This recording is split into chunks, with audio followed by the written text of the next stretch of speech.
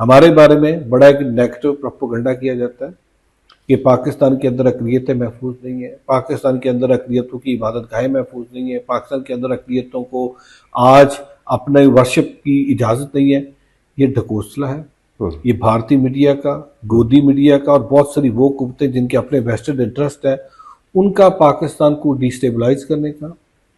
पाकिस्तान को डीफेम करने की साजिश है। पाकिस्तान एक डाइवर्स कंट्री है, यहाँ की अक़लियत ना सिर्फ महफूज है,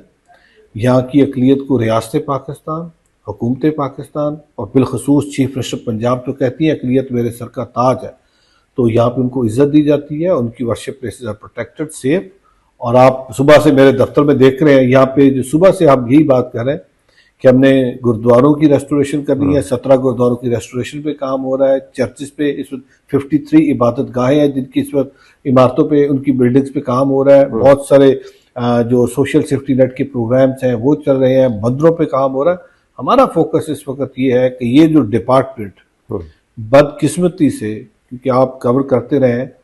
जो इसकी इफेक्टिवनेस थी, जो इसकी एफिशिएंसी थी, जो इसकी एक्चुअल एक सेंस थी इसको बनाने की, जिस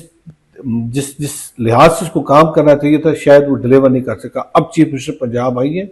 उनका जो विजन है, बतौर वजीर मेरा काम है कि मैंने उनको विजन को ट्रांसलेट करना इनटू एक्शंस। और आपने पिछली दफ़ा देखा था जब चीफ मिनिस्टर